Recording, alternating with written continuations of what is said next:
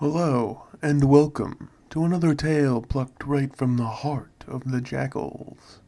As always, I'm your responsible host, Lothrin, and I'm ever so excited to be telling this story. So let's delve right into it, shall we? Hurry up and snatch a fulfilling meal, settle into the best chair you can find, and pay mindful attention to Grahlings, Part 4. The difference. Do you know why I called you here? Fildathwool asked of Millerath as he hovered at the edge of the private zero ring.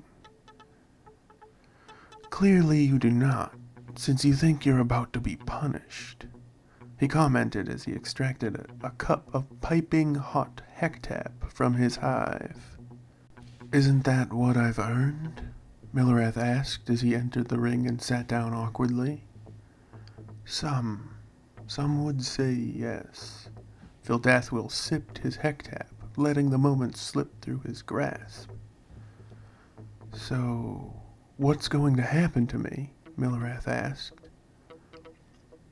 That depends completely upon you, Fildathwool replied, pointing towards the other being. The dome around the zero ring shimmered around them, sealing them in. So, Millerath began, but faded off. You're not even going to attempt to apologize for what you did wrong? Fildathwool shut his eyes while sipping at his steaming cup of hectap. I figured it was a little late for all that, having been escorted here by, well, it's just a little overwhelming. Fildathwool sighed.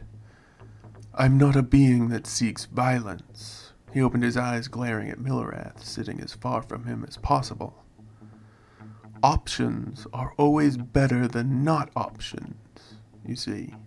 It's so very basic. So I will give you a choice. Wait. Just so we're clear. I'm here because I didn't do a good enough job seeing to your needs, right? Millerath asked, worry written across his features. Fildathwool expelled a rather completely disgusted sound. No. You should not have attempted to assuage all of command at all moments of the day, or even at all. We are adults, ancient, every one of us. Whatever poison crawled into your head to give you the idea that we wanted to be waited on hand and foot, especially at the expense of your own Grahlings, I will dig it out of your mind with my bare hands if I have to. I'm sorry that I failed. You failed to serve your Grahlings. Fildathwool found himself standing, his fist clenched, his teeth grinding in his skull. He slowly eased himself off the edge of destruction. A dozen infractions of neglect in respect to each area of your Grahling's needs, at least. Do you even care about them at all? I do. Is it what? I was trying to protect them from you. I do not need to be separated from your Grahlings. I seek only their best interest at heart. Why would you try to protect them from me? I don't... It seemed natural. What's natural about it? How is neglecting every part of their lives helping them? How is feeding them horrible slop and bunking them in fucking boxes helping them? Tell me that! I didn't want any of you to... I tried to keep you from them, to keep both separate. I know you're a convert. I know it well. But you have to drop that attitude of yours. So, it's always going to be about having been a Zur, then? Is that the way it's going to be? Millerath looked more than a little hurt. That's not enough! Fildathwool struggled with his anger for a moment, silencing the other Vu with a wave of one hand as he brought forth the marks against this aspirant to their duty. and then began piling up another list. You are here for a reason. I've seen the flaws in you, and you will iron them out with my guidance. But take a look at these reports.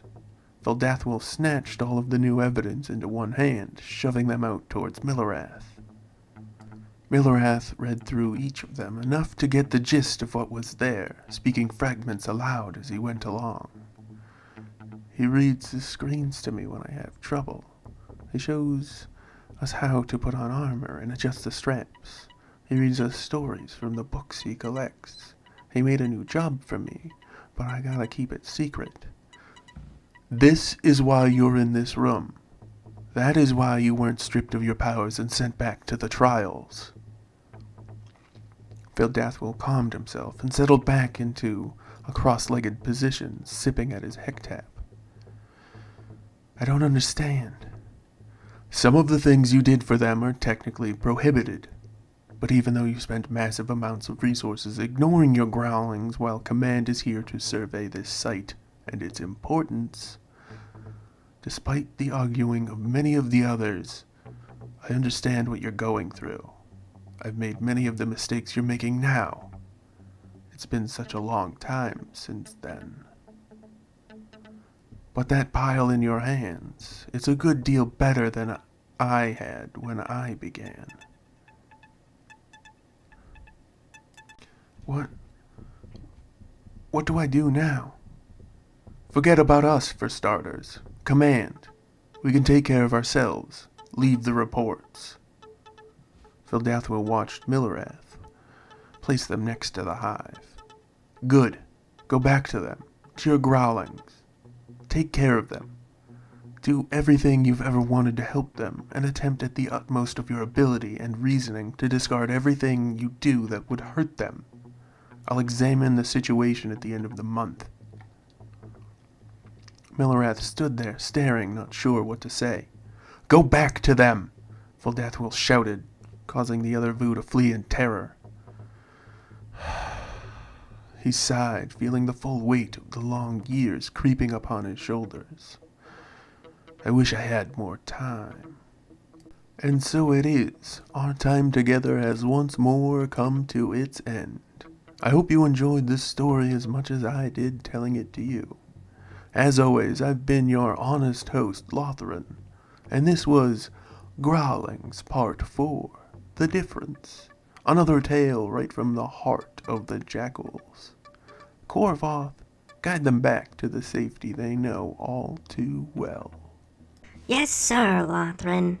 A pleasant greeting and a fond farewell to each and all. Please leave your comments, questions, and kindnesses down below. None of that awful, rude, or mean stuff, though. You keep that to yourself. Remember to like, share, and subscribe to help us learn, spread, and grow. And don't forget, we strongly implore each and every one of you to stay safe out there. Good night and good luck. You'll need it. Bye-bye, bye-bye, bye-bye, everybody. Bye-bye. See you again tomorrow. Bye-bye.